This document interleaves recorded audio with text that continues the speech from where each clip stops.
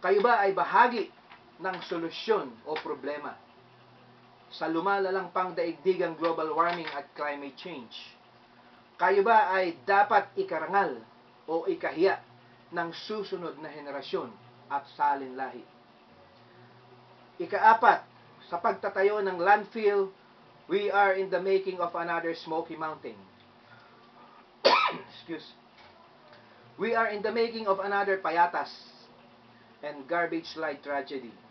Ito ay napatunayan na hindi isang solusyon, bagkus ay pansamantalang lunas lamang sa problema na ipamamana lamang sa susunod na manunungkulan at sa mamamayan. Ikalima, ang landfill bago buksan at tapunan ng basura, ipagmalaki nyo man na ito ay lalatagan ng patong-patong na mga plastic, high-grade chemicals. Ito ay napatunayan na darating ang panahon ay magkakalamat at mabubutas. Ito rin ang naging resulta ng isinagawang pag-aaral sa Amerika. At kung magkaganon, sa ilalim ng bundok-bundok na basura at katas ng basura, papaano nyo ito malalaman? Papaano ito mare-repair? Gayong nasa ilalim na ito ng gabundok ng mga basura. Ika-anim, kung bakit po tayo tutol sa landfill. At kung ipagmalaki man na hindi ito magkakaroon ng tagas at butas, ipagmalaki.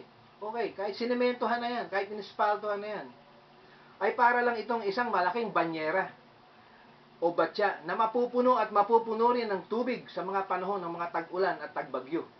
Mabababad lang sa tubig ang basura at ito ay aapaw at aapaw din sa katagalan. Naisip niyo po ba yun? Ikapito, sa landfill, makokontaminado ang lupa na tinataniman, ang tubig na pinagkukunan ng maiinom, at hangin na nagdadala ng epidemyang sakit. At kung magkaganon, mananagot ba ang mga may pakana ng landfill? Kaya niyo po bang sagutin ang buhay ng mga tao na mamamatay dahil sa epidemya at sakit? Pangwalo, sa pagbubukas ng landfill, kadalasang ito ay hindi pinapadaan sa public consultation at public hearing, pati na sa mga bayan na daraanan ng mga truck na magdadala at magdudulot ng mabahong amoy at dumi ng hangin at kalsada. Ikasyam, ang landfill ay hindi sumususog sa matagal ng batas na segregation law, recycle and reduce at materials recovery facility o MRF na binabaluktot nilang Republic Act 9003. Pangsampo, ang landfill ay direktang nag-aambag sa lalong ikalalala ng pandaigdigang suliranin na global warming at climate change. Ang mga nagsusulong nito ay parte ng problema at hindi ng solusyon. Makasarili at walang malasakit sa mamamayan, bayan, inang kalikasan at susunod pang henerasyon. Ikalabing isa, ginagawa nitong busabos, timawa, at patay gutom ang maraming mamamayan at kabataan sa pamamagitan ng pagkakalkal ng basura at expose sa lahat ng klase ng mikrobyo, lalo na sa panahon ngayon ng pagkapangulo ni GMA ay naitala ang record na all-time high na pinakamaraming tao na nagugutom. At ang ipanghuli at panglabing dalawa, ang landfill ay nagbubukas at nagbibigay ng malaking daan para sa korupsyon ng mga nanunungkulan.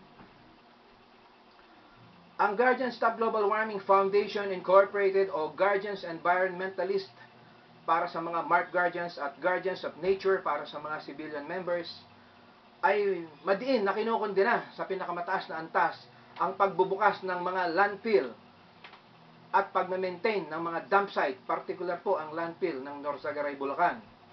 Ang Guardians Stop Global Warming Foundation Incorporated ay hindi lamang tumututol ng walang ihahatag na solusyon at alternatibo na naaayon din naman sa batas ang proseso na sinamahan ng sariling mga teknolohiya, project plan at feasibility studies. Punto por punto at detalyadong nakalahad na ibinabahagi at naibahagi na ng may tunay na pagmamalasakit at hangaring tunay na makatulong sa lahat ng LGUs at kung mabibigyan lamang ng pagkakataon ay maging sa national government.